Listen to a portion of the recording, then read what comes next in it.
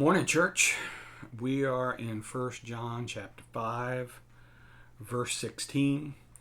If anyone sees his brother commit sin that does not lead to death, he should pray, and God will give him life. I refer to those whose sin do not lead to death. There is a sin that leads to death. I am not saying that you should pray about that. All wrongdoing is sin. And there is sin that does not lead to death. And I'm just going to say this so plain that you can all understand it. I don't understand it. There's so many different views and viewpoints of these things. And some churches then start chopping up sin. And so this is one type of sin and this is another type of sin. And God really doesn't do that.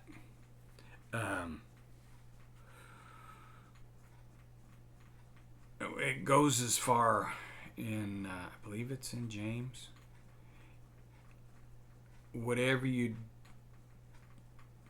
know you ought to do and don't do it, that's sin. Another place says that everything not done in faith is sin. The best way to figure out whether you're in sin or not is you go to the Big Ten. There's the 10 Commandments, and you know what sin is. And you don't go around thinking about, okay, is there a sin I can do that's not going to lead to death? I can get away with this one and not go to death.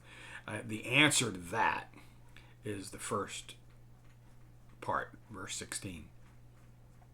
If anyone sees his brother commit a sin, this isn't referring to a physical brother. This is speaking of a spiritual brother. So the person's in the family. They're a member of the family. So their sins are forgiven. So let's not worry about, well, can I go out and do a sin that I'm going to get away with? That's not where the child of God's mind is. What can I get away with? Just take that completely out of your head and know that there's things that we can do and things that we shouldn't do. And if you go to the Big Ten, have no other gods before me, don't have any idols, don't use your mouth, don't cuss, don't use the Lord's name in vain. Remember the Sabbath, keep it holy. Number 5, honor your mother and father. No, that's 5. 6, don't murder. 7, do not commit adultery. 8, do not steal. 9, do not lie. And 10, do not covet. Stay away from those.